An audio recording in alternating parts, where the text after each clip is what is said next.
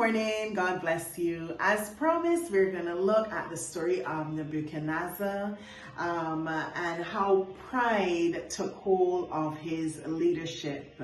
Now, prior to chapter 4, verse 28 to 33, that's what we're going to read. But prior to that, Nebuchadnezzar had the opportunity to see the might and power of God when he delivered the Hebrew boys from the fiery furnace. And also when no one else could, Daniel told him what he dreamt and then interpreted that dream. And when Daniel did that, he gave all glory to Almighty God. So Nebuchadnezzar was warned. He knew the might and power of God, but this is still what he did.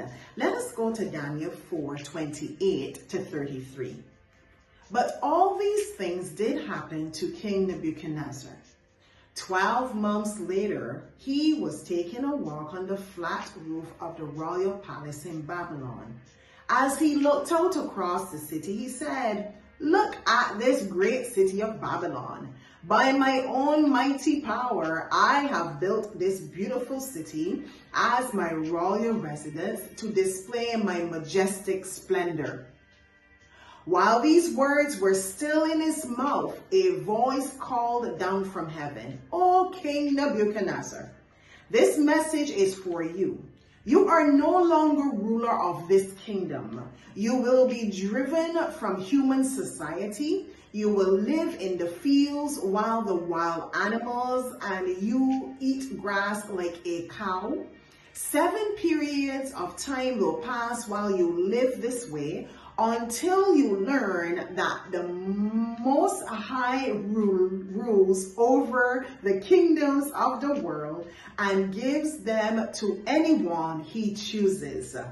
That same hour, the judgment was fulfilled, and Nebuchadnezzar was driven from human society. He ate grass like a cow, and he was drenched with dew of heaven. He lived this way until his hair was as long as eagle's feathers, and his nails were like birds' claws.